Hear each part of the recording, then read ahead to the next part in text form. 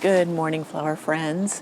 We are going to take a morning garden tour of the front. This is late July and it's time for an update, and so many things are blooming. I'm going to show you what has not worked this year. Last year it worked, so I don't know why this year. It's just one of those things you can expect. Every season is different, and we'll just go around and see what's happening as far as what I've gotten done with my irrigation system. Everything's coming along. My spending time on my irrigation system has prevented me from doing other garden chores, so my secret garden is a wreck, but I'll show you that in another video. But that's how it goes. But once it's all done, it's done for years and years and years, and it will help me so much with my time. So let's get touring the front garden and see what it looks like in this late July day.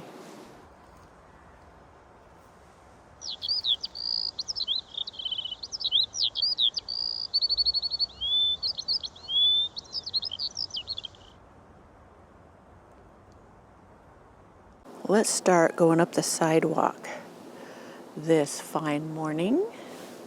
There is my Eden Rose covering my arbor.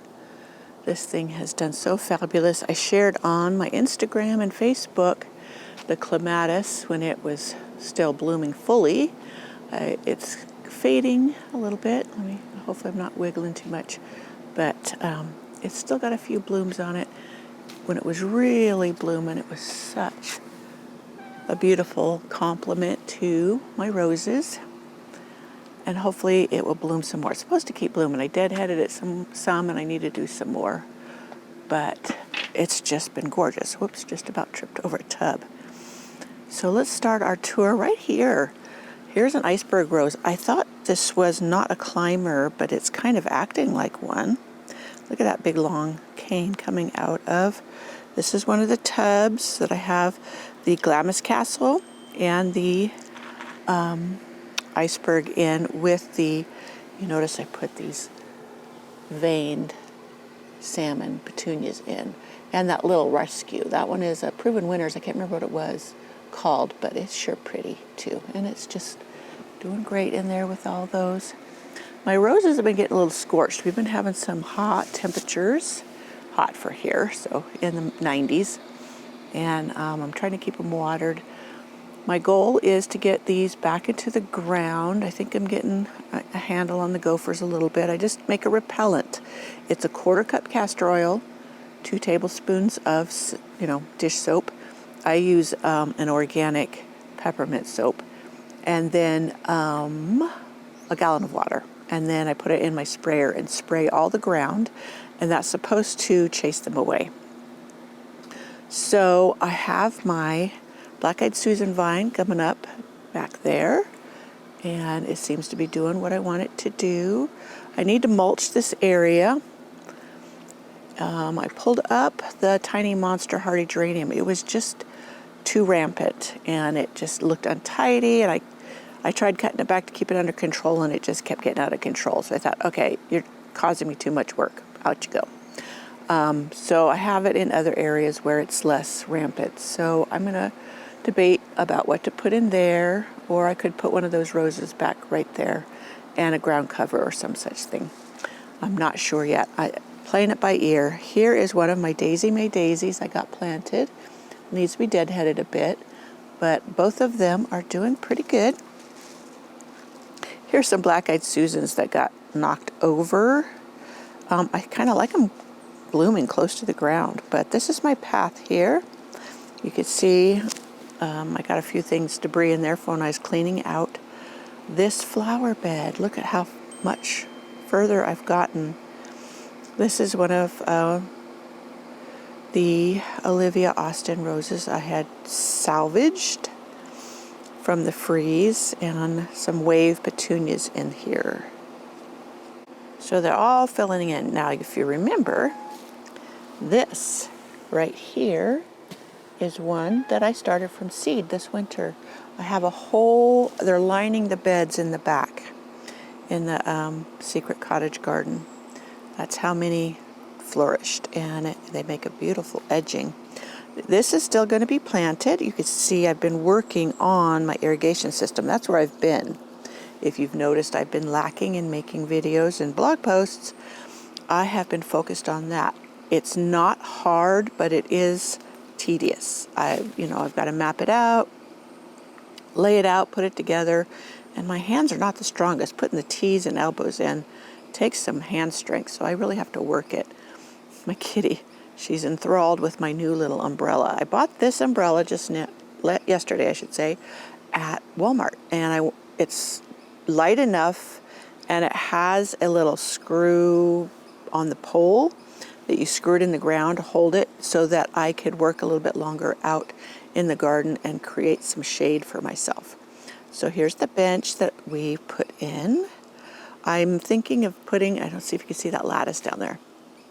That lattice down there, the lattice I want to put along behind the tree. That's my fringe flower, little standard tree. So over here, my rhododendron is getting kind of scalded from the sun, but it will be fine. I'm deciding if I want to move this is my oak leaf hydrangea, and I think I want to move it back a little bit. And because I have another hydrangea I may want to put back here. So my butterfly bush seems to be struggling. So I don't know if that's where the tunnel for the gophers go through. This is Miss Molly. Now I know it gets plenty of water because you see right there the drip goes right by it. So I'm not sure what's going on with that.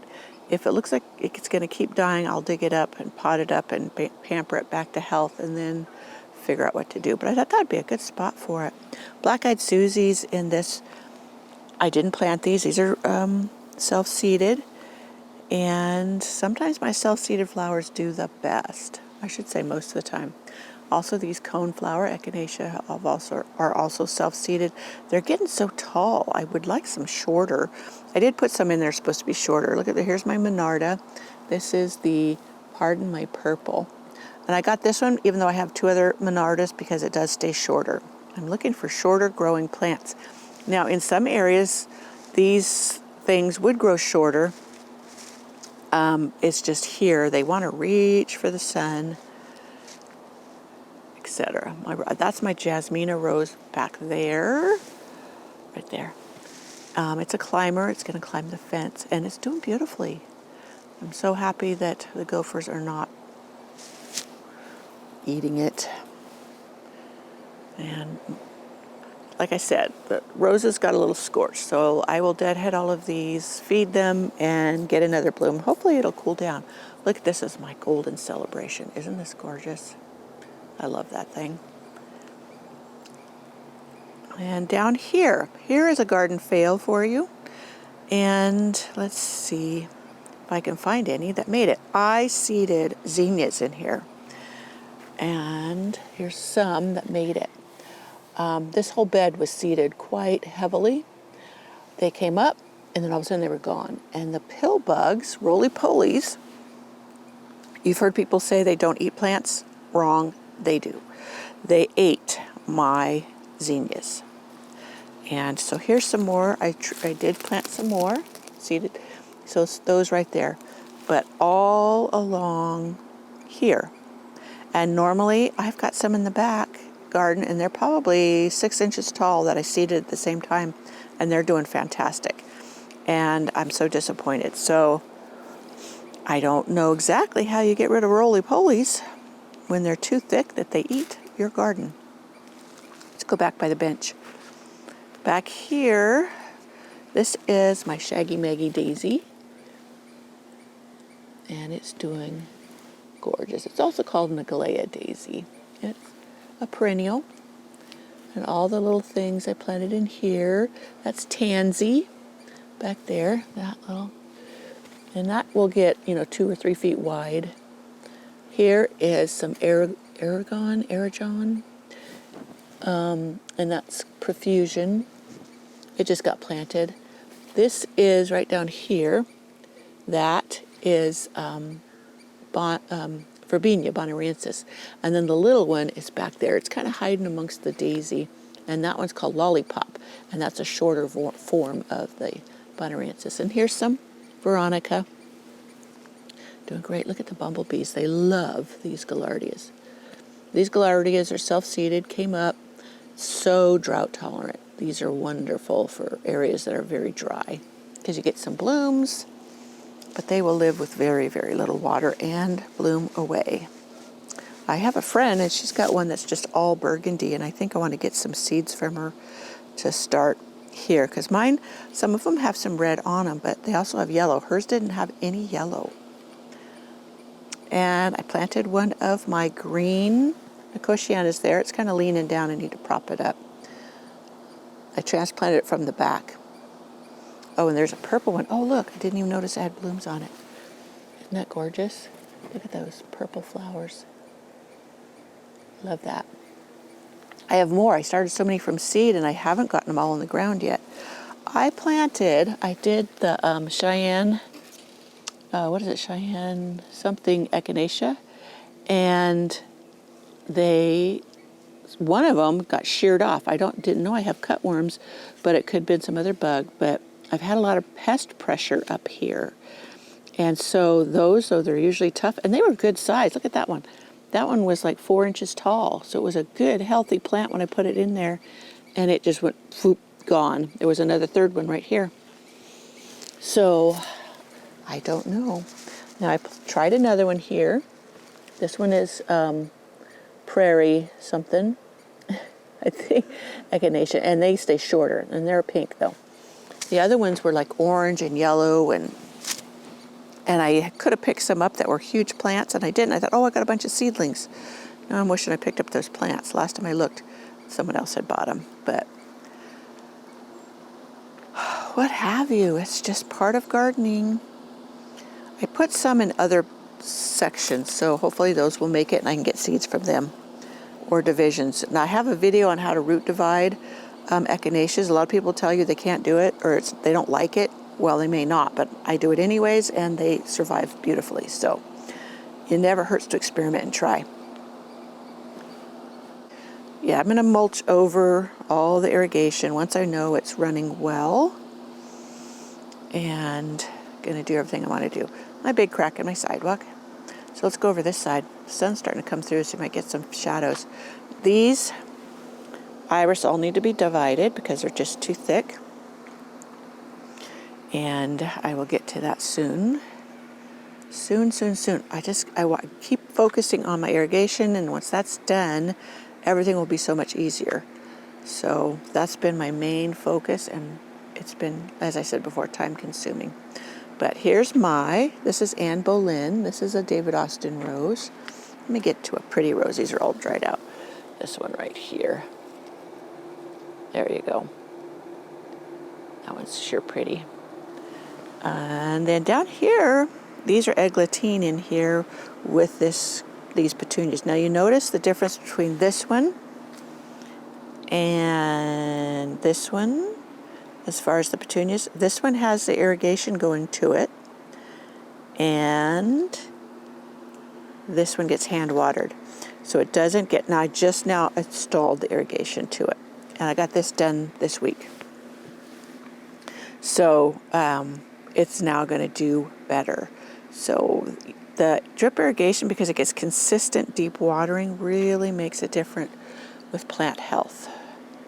So let me see, there's mine. I've had to prune this up a couple of times. It was wanting to take over the entire area. And this is my black lace elderberry. I do love it, but I'm going to move it this fall because I have a lime light hydrangea in there. It's getting a little swamped by it. Everything else is getting swamped by this plant too. So, just a second. So this is night delphinium. Aren't they beautiful? They're such a deep, rich purple. Come back every year. They're supposed to be biennial, but mine just keep coming back. These have been coming back 4 or 5 years. This white rose is that ground cover rose that I put on the obelisk, and it's just doing beautiful. I figured out, this is the rose. I have another one in a tub, a pot. I'm going to put on my back fence and let it just create a wall of roses for me, because I have the cattle panel fencing back there. Look at this rose. This was my $5 bargain rack rose. This is Queen Elizabeth. I've always loved Queen Elizabeth. I had one on the other section of the front. It died. And then when I saw it on the bargain rack at Lowe's, I thought, oh, I could replace it. And it always usually does well here. Why the other one died, I have no idea. But so back there's my Kirsten Poulsen rose. It's not doing as well this year as it did last year, but you know, we had a very light or drought winter, so it may not have got the winter water it needed. So there is my Zinfandel hydrangea getting ready to bloom, European rose, some Monarda. I'll go around there so you can see my grandmother's hat rose, which is on the other side of the Monarda. So you can see I just put the irrigation system in up here. You can see the brown pipe. I will get this all mulched. And it's just doing beautiful. Oh, I wanted to show you something. Remember I did the video on bare root phlox, planting perennial phlox. And let me see if I can get back there without stepping on something. It looks a little sad because it was behind things.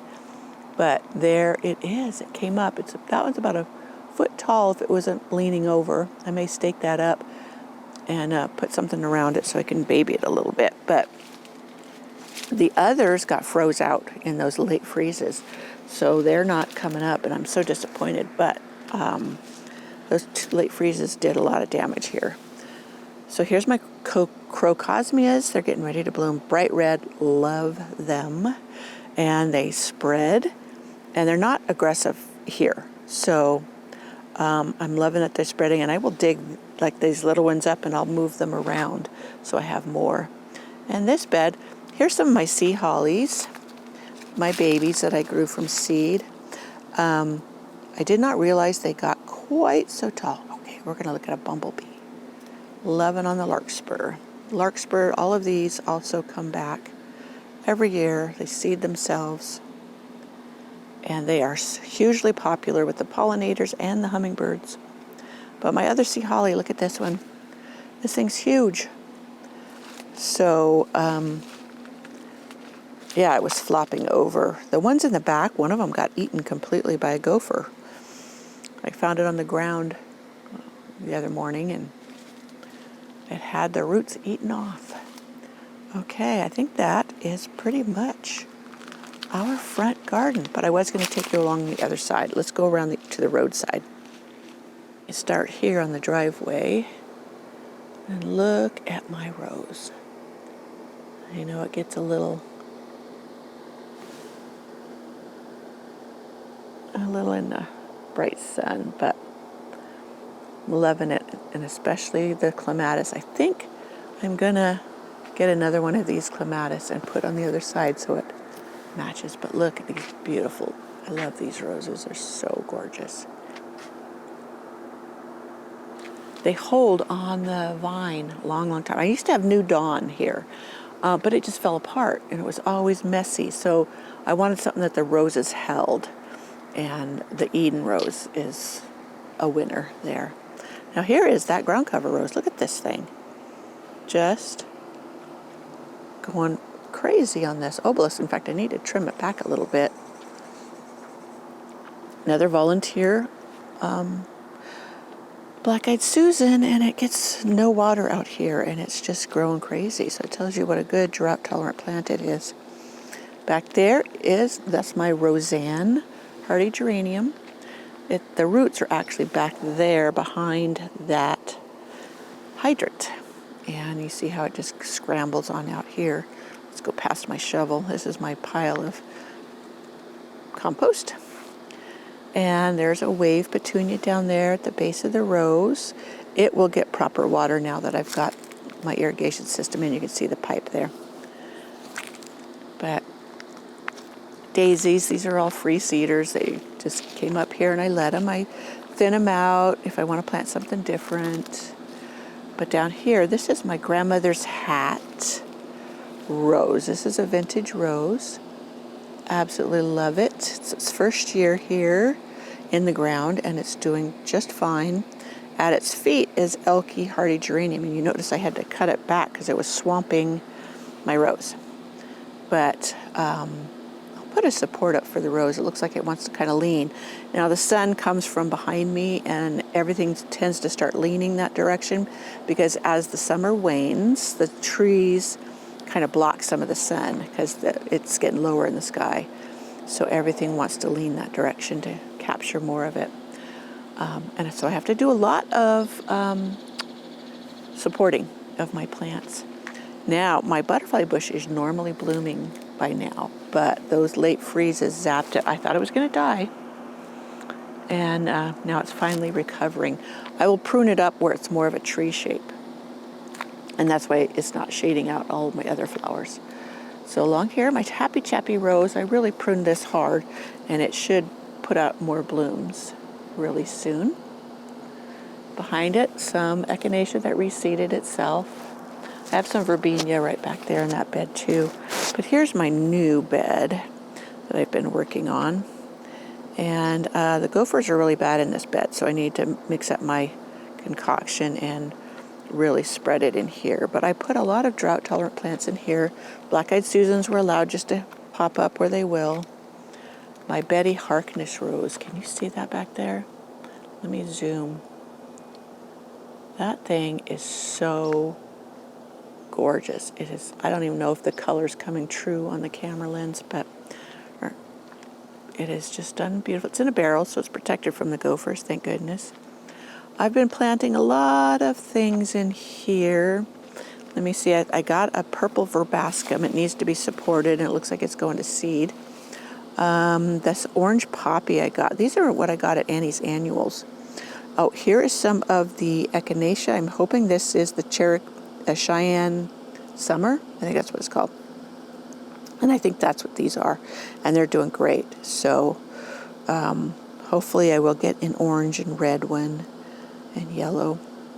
So I'm looking, I had put some Agastache in here, but doesn't look to be coming back. I had put some lavender in here that was not doing well elsewhere because this is very loose and it seems to be recovering. And this one too, there's another lavender. I will confess, I don't do well with lavender, so I just tossed it up here when it looked like it wasn't going to live somewhere else. The larkspur, this is something that seeded itself, again, a bee on it. And here is this. I'm heading down toward the side garden, but I can never miss this one. This is Supernova Clematis, and it's planted in this barrel with this Tess rose, and it has been blooming for weeks. So that one is a winner too. So I want to get another one to put in the corresponding barrel. And there's my other Tess rose, and that one's blooming more. This one I put the organic Rev in as a test, and you see all the blooms on it blooming away. Fed it the same, watered it the same as this one. And you notice this one's just budding out, but it will have blooms. But so it seems like the organic Rev really has encouraged earlier flowering for me here. So I'm really happy about that. I did a whole blog post and video on the organic Rev. I will link it below. And here is my Bosco Bell rose. This one was full of blooms not long ago, but it will put on a bunch more. Let's go along the front where my fountain is. Still got to figure out where I'm going to hide my hose, but this is the area where my nephews dug my little pond. And I'm adding the gravel, rock, and some succulents in here. And I should turn my pond on. I'll have to do that and then come back or my fountain on and show you it in working order. Back there I put some of the lime thyme that it's looking a little ragged, but when you transplant it, it does, especially as hot as it's been. And this is some blue fescue or some kind of ornamental grass that my mom had. And that patch right there is elfin thyme. So, like I said, little succulents all around. So all that's going to be gravel down there and down here.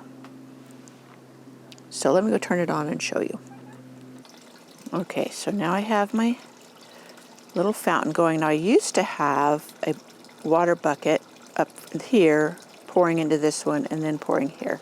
I haven't got that set up yet this year. So as I said, I've been totally focused on getting my irrigation system in, and it's taking me way longer than I had anticipated, but it is coming along.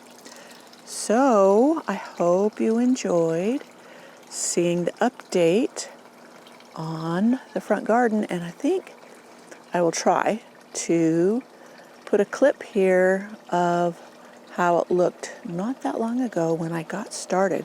I have a whole video on what it looked like before when I got started this spring, so that I could compare it to what is going on now. And it's still not done, but it's coming along great. And then next year, because all the bones are in, so to speak, I can just build from there. It won't be quite as much work to have it looking fantastic.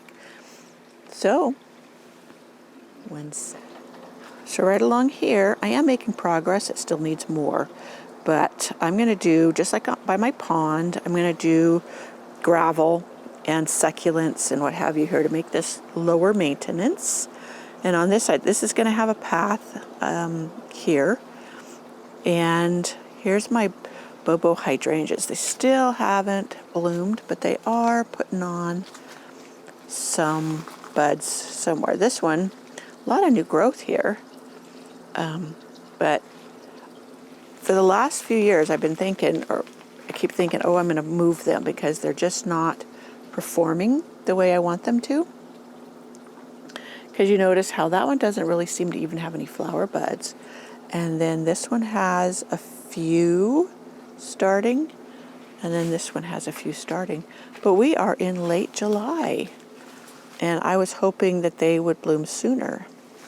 I don't know if they don't get enough sun here or what the deal is, but this is like the 4th or 5th year here.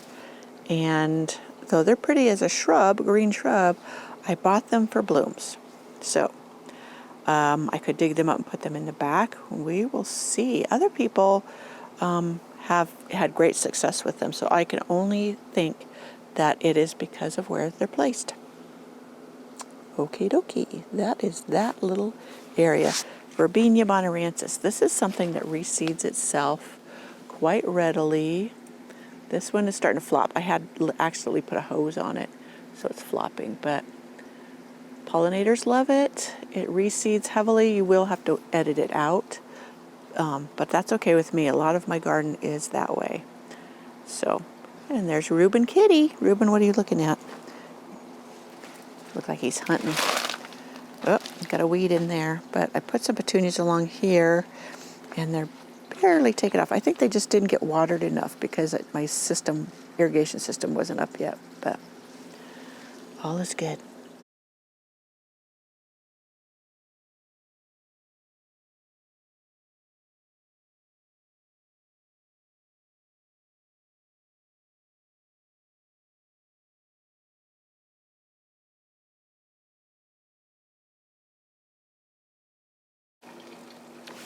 Sorry, my unglamorous look this morning. Well, I hope you enjoyed touring my front garden this morning, and I'll make sure and bring you back, and we'll see what it looks like in August. This is the middle of July, so everything's coming along, and I hope you're not frying in the heat this summer.